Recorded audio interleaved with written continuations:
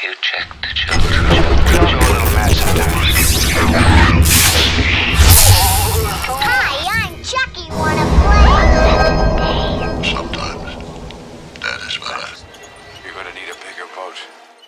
Long days and pleasant nights, fellow travelers along the path of the beam. I am known on this level of the tower. This is Jaime Fuego, and if you please, you join me here for a bit of palaver on Hail to Stephen King. It's easy, y'all, and this is actually going to be concluding a three-part bit of coverage that I have to give a big, sincere, grande gracias once again to Matty Jorson, one of the homies from the Hail to Stephen King Facebook group, because he was the one who clued me into 3 different unproduced scripts for none other than the granddaddy of them all, as many would argue.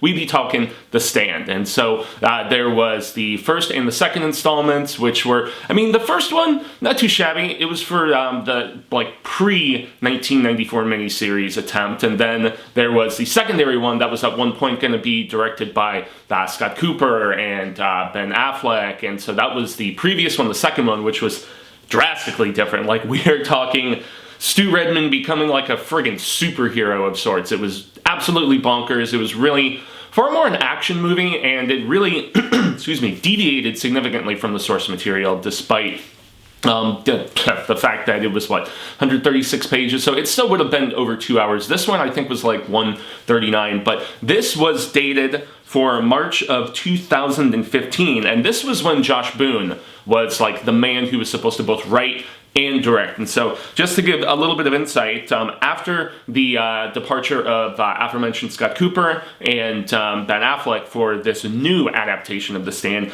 this is our little history lesson that was going down. So, on February 25th of 2014, Josh Boone, who was fresh off of The Fault in Our Stars, I think is what it was called, but so he was like this hot up-and-comer, but still unproven. He only had done a couple features at that particular time, but February 25th, 2014, he was hired to both write and direct, and he had done another feature called Stuck in Love, that apparently before The Fault in Our Stars. I have not seen that one. I think it had like Greg Kinnear, and it was about a writer with some like family issues, but so like an indie drama, very similar to the why-anus of and I said anus, that's funny, of The Fault in Our Stars. And so kind of odd that somebody without this much of a proven track record would be hired to do something like so monumental and big budget and huge. It was kind of peculiar, but I think really the thing that it boiled down to was the fact that he apparently was like pen pals, from what I understand, with Cy King, like way back when he was a child, and so it was his affinity for the source material and his direct connection with King that actually got him on board, and he stayed through this iteration of the project all the way until the 2020-21 version that we got that concluded just about a month or so ago. But yeah, so this was his first attempt at it, and just to continue through the timeline, September of that same year, 2014, September 10th to be specific, apparently he had completed the script and they were already in pre-production. But you have to think, that's like over 6 years before we actually got it. For some reason, this is a project that the gestation period is just astounding to me. And I guess when it's so beloved and so just, large in scope and scale and, all that other stuff, it's understandable why you would continually see hiccup after hiccup, which they did. Apparently, he was envisioning Christian Bale as Randall Flagg. I think that could have been some fascinating casting. And he wanted McConaughey as Stu Redman, good old Texas Bowl and stuff. But yes, by the time November rolled around, that was where Boone had apparently altered his scripting ideas and said that he wanted to release this as 4 different films.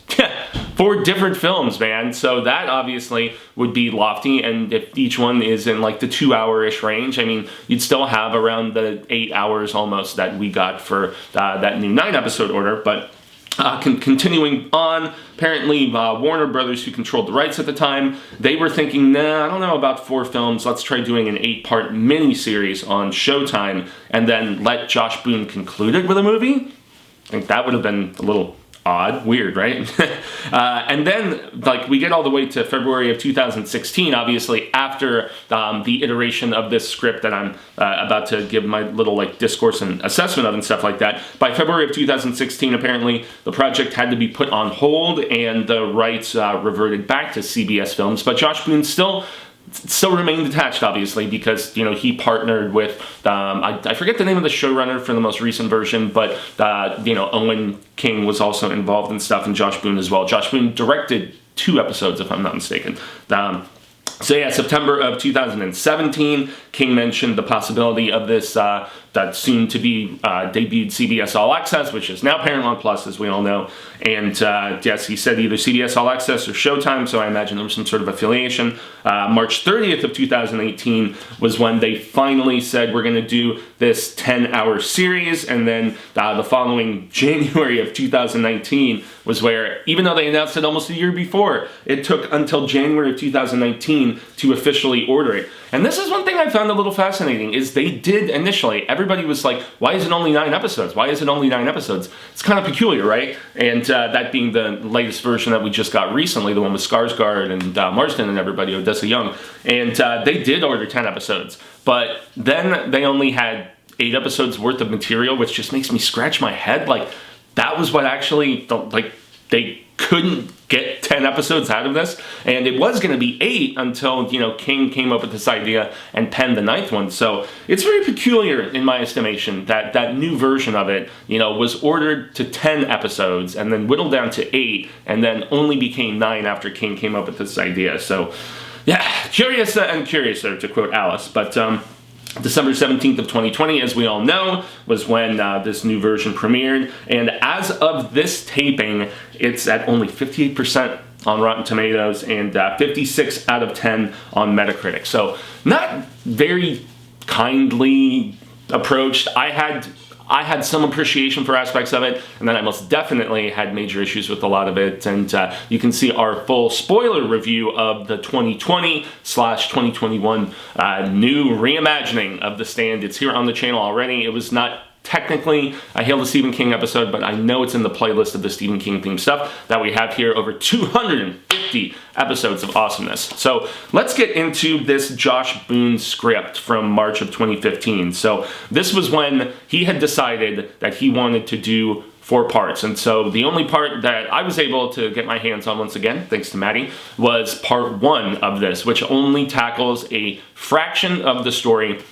And I must say, it's a very descriptive script, yeah. And what I mean by that is I've read my fair share of you know, screenplays and stuff like that, and there is all too often instances where they're like very dialogue heavy, but not like descriptive about the scenery and, you know, the images and stuff like that, and the settings and scenarios and whatever. And then there's other ones that they lean much more so into that, and the dialogue is sparse and just kind of drab and boring. Think Michael Bay sort of situation. You know, it's pretty to look at, but how much else is actually there of any warrant and merit? But this, ironically, has both. And Josh Boone's part 1 script, which only takes us as far as Ralph and excuse me, Ralph and Nick and Tom meeting Mother Abigail in Hemingford Home. That's as far as we get in this. So if you're familiar with the source material, if you've seen Cy King's very faithful 1994 version, or well, I mean, everything was so scattered and schizophrenic in this new one with the time jumping that they thought was so clever, and yet that makes me kind of laugh that they thought that was such a new spin and a take on it that altered the just impact of a lot of the story's most just significant aspects. But this is a script that had terrific dialogue throughout, and it's very descriptive. And ironically, it starts out with Mother Abigail, who is somebody who, in my estimation, I felt was very underutilized in this new version of it. I mean, they championed the casting of Whoopi Goldberg, and she said that she was kind of pissed she didn't get to do it in 1994 because she wasn't just a talk show person like she is now. She was like a big-time actress, and one of the biggest in the world in those early 90s when they were trying to get that you know, first version of it finished and stuff like that. So I prefer the other actress who played Mother Abigail very much, but It starts at the forefront with her having this internal dialogue sort of discussion, and she's talking about the dark man's been with me my whole life. So she's been aware of that evil presence, maybe not specifically manifested as Rainbow Flag, but she's still been clued into it. And it's her in Nebraska, it's her on her farm, it's her going and slaughtering some chickens, and she's preparing for the people that are coming. And they actually do a pretty awesome job of setting up the scene from the novel.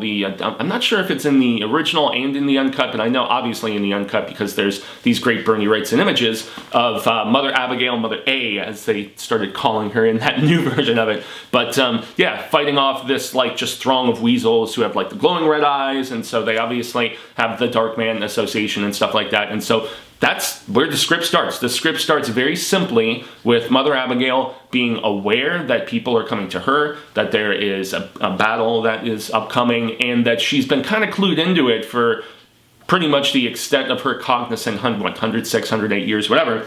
So it's a very cool cinematic scene, and I feel like it does the character so much more justice, especially with her just talk with God kind of thing that's going down. And then it immediately jumps into the Charlie Campion escape, you know, with his wife and his child. And yet this actually gives the character a little bit more. It has him like, you know, stopping at, you know, a truck stop area and like sneezing on a guy. And then immediately they show the cashier girl who is, you know, inside the stop where, you know, he went and he got some stuff like, you know, Kleenexes and cold medicine, bottled water, so on and so forth, and she's already sneezing. So it manifests and makes it very clear just the susceptibility and just how quickly symptoms like bing, or just bing, bang, boom, immediately transpiring. And so we are with the character, obviously, all the way until we meet up with Stu, who, you know, good old boy, still very much the Stu Redman that we all know and love, and working on the oil rigs, actually, interestingly enough, in this. And so we also get a little bit more time with him, and, you know, actually being at the pumps, obviously, it's like, it's the one beat that, I mean, it starts the original version of the novel, then, you know, the crashing and then, you know, turn off the pumps, man, turn off the pumps. And so we get that, and Campion is on the verge of death, ambulance called, his family is obviously dead, and they talk about, you know, the swollen faces and all that different stuff. And, yeah, then we immediately jump to Franny, and in this there is at least mention of her mother. We don't have a specific scene with her, but we do have the discussion of, you know, Peter, her father, and Franny just revealing the pregnancy. He's disappointed, but he's like, hey, in my 60s, I don't even remember what being 21 was like, so, you know, that's on you. I'm going to be supportive. He asks her if she's going to keep it. And we also do get a brief introduction to Harold. He's chilling on his laptop, working on a short story at the Dairy Queen, and he's just kind of, he's peeping on Franny. He's just like kind of, you know, stalkingly observing, and then, but we do get the sense about him being picked on and how these kids are calling him a faggot and stuff like that. So it's we get that sense of the fact that Harold has, you know, he's been bullied, man. And so a similar theme that I always found from the source material, I know a significant contingent did not like how they portrayed Harold in the new version as like this, you know, victim that just kind of, you know, falls into this villainy and stuff like that. And so you're supposed to sympathize with his character.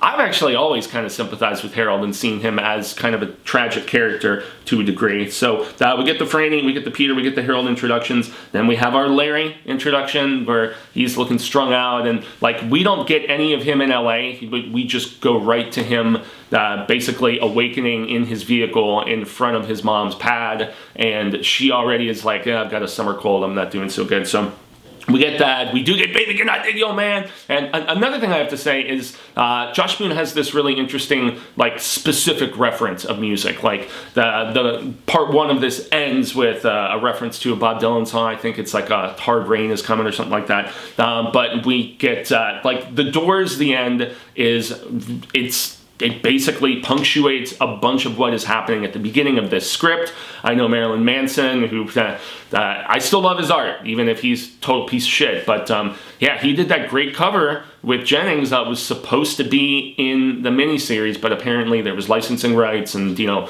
I know Densmore and the Doors are kind of assholes from what I've read about the licensing process, and so they didn't end up getting to use it, but it's the perfect song for this story. I mean, the end of the world, for God's sake. But yeah, so Larry and his mom, I'm sorry, I kind of went on a tangent there for a second, but then we get our Lloyd introduction, you know, Lloyd going and robbing around, and, you know, Poke getting shot, and then him getting taken into custody and all that other stuff. Then we get our Nick introduction, and I must say, Nick is done proper justice in this, that he was not in the 2021 version, because of the fact that you actually get the extent of Ray and those fucktards, you know, messing with him, and you also just the full extent of his friendship with the sheriff, and then getting deputized, and like that's thankfully all in here, and Tim going and getting, you know, fast food and being kind to the guys who, you know, assaulted him and all of that. So I'm glad that they explored just the kindness of Nick's character, and like, you know, Josh Boone very much so, it's evident that he admires, appreciates, respects these characters, in my estimation, so much more than we got in that new re-envisioning that he still, you know, had a hand in the process of. So, and then we just kind of start doing the jumping around. We go, you know, with Stu as he's being taken to Stovington, and, you know, the testing, and why is he, you know, why is he, for whatever reason, immune, and, you know, Starkey and the gang over there just getting all frustrated about it. And then, of course, we've got more with Fran, and, you know, just the bustling relationship with Harold, the kind of strained coexistence sort of thing. And then we get more with Nick. I mean, they really properly explored his character, his kindness, his motivations in this, and I really appreciated it. And then, of course, we've got Larry and Maria, I think her name was, Larry, getting down on the bang down, and, you know, I thought you were a nice guy and all that stuff, and just getting the sense of his character. And then we've got more with Lloyd in his cell. We don't even really get flagged till near the very end of this, but once again, it was supposed to be part one of a 4-part sort of situation, more with Stu and Stovington. And then, of course, you know, Franny having both of her parents dead, and, you know, teaming up with Harold, get to that CDC, you know, figure out what's going on. And Rita is a character in this. Remember, in the original version, they basically combined Nadine with Rita, and that was you know, a choice that Stephen King made, and in some ways, I actually appreciated that and think it kind of made sense. But, you know, we do get the suicidal rich lady Rita in this, and so that's something to keep in mind. And then there is still some dreaming. You know, Stu is having dreams. Nick specifically has a dream where, like, Flag wants him to bow down and worship him, and you know, he's like looking out over this expansive desert and stuff like that, and then Mother Abigail appears, and so there is the tug of war in some of the dream scenes in this. And then I think it's like 70 pages in, so over an hour into the proceedings, we finally get Trash being introduced, and he gets kind of a montage of sorts in this, in the fact that, like, we see bits and pieces from his troubled childhood all the way to the point. And then, of course, we do get Starkey being on the verge of death and then wanting to kill Stu himself. Then we have our Tom introduction, Tom Cullen, and he is adorable as ever, and so endearing and so wonderful. Forges the friendship with you know, Nick Andros, obviously. Then we get our Glenn introduction, and another terrific friendship, you know, with him in East Texas, and, you know, their friendship, and there's great dialogue between the two of them, and you know, Glenn is as fascinating as ever as far as his observations and, you know, just his assessment of the dire situation. And then another surprise, we get the kid in this. Yeah, the kid does pick up Trashy, and he's like, yeah, guess we're heading to the same place, you know, Bucko, or whatever the hell, trying to remember the specific, Happy Crappy, I think is his thing. So, and we do get the bit with the wolves in him, which is really cool as well. Also the Lincoln Tunnel, and it turns into kind of a montage, because we've got Rita and we have Larry going through the darkness of the tunnel, but then it's like interspersed with, you know, Franny and Harold on their bikes, and, you know, and Nick and Tom going along as well. So I thought that was like just a cool way to speed through, and and I think there's a reference to Mother from Pink Floyd being played there. Fantastic song from the greatest rock album of all time, The Wall. Come on now. And we do also get the great Tornado introduction to Ralph Brentner. Ralph is a awesome supporting character that I'm really bummed with.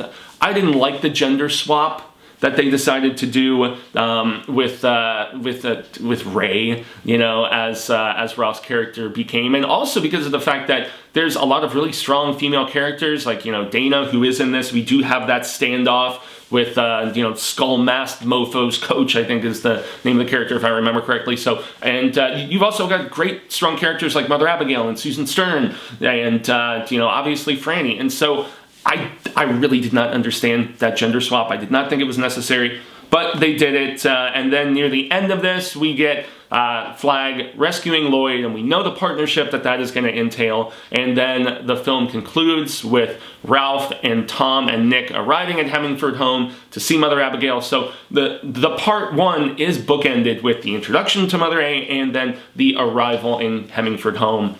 And so that's all well and good, and the final image that we get is basically Larry alone before he is, you know, Rita. Obviously, she meets her expected demise from the source material by her own accord, and then it's basically Larry on his own. The Bob Dylan song is playing. And that's the extent of part one of this script. I believe it was 139 pages, so typically 1 page per minute. So this would have, you know, been close to like a little over 2 hours, 2 hours 20, probably, maybe closer to 2:30, since, you know, with how descriptive a lot of this script was, I could see them going less than a page a minute, which is typically the case with most screenplays. And so, once again, a big thanks to Maddie. This was the most faithful of the three, but it is still a bummer that, you know, all I was able to see was Josh Boone's version of part one from March of 2015, but yeah, everybody, hail Ka-Tet. That concludes my coverage of The Stand, the unproduced screenplays, this only being a chunk of the final one, unfortunately. But what were your thoughts on this series? Did you actually check out the 2 previous script assessments? I still have to say the weirdest and maybe most fascinating of these 3 scripts that I read was the second one, and the fact that it was so drastically different, such a departure in comparison, and with trying to combine everything into a script that I think was even shorter than this one. I think that one was only 136 pages. So that was part 2 of this coverage. But yeah, everybody, what did you think about this series? What do you think about the 94 version versus the newest incarnation? Really the best version, which is gonna conclude our Stand coverage, at least for the time being, is the Marvel comic. Have you read it? That is the definitive adaptation in my estimation. But what do you guys think about this series and this amazing book? Let me know in the comments below. As always, I've been Jaime and Fuego. You can find Juan on all social media sectors like Twitter, Instagram, Facebook, here on the YouTubies. This, since there was less ground to cover and less drastically different beats, like, once again, this was the most faithful that I've read, so it's probably, as I look at the runtime, this is going to end up being the shortest of these videos covering these unproduced scripts. But yes, a like, a share, a subscribe means a hell of a lot. I did already mention the Hail to Stephen King Facebook group if you want awesome daily palaver with over 1,000 constant readers and just great Kef and palaver and stuff. I recommend that. It is an honor and a pleasure to be a part of that. And lastly, just to mention once again, you see the Bachman books over there in the corner because Roadwork is actually for its 40th anniversary, our book of the month. So the first Saturday in April, we will be discussing that for its anniversary. So once again, I've been Fuego, Yellow and Red status, and until the Wheel of Ka comes around once more, hasta luego, cinemigos, constant readers and viewers alike, say thank you. I hope we share more of this palaver sooner rather than later, and until that instance occurs, remember to stay scared and read Stephen King. If you haven't read The Stand, come on.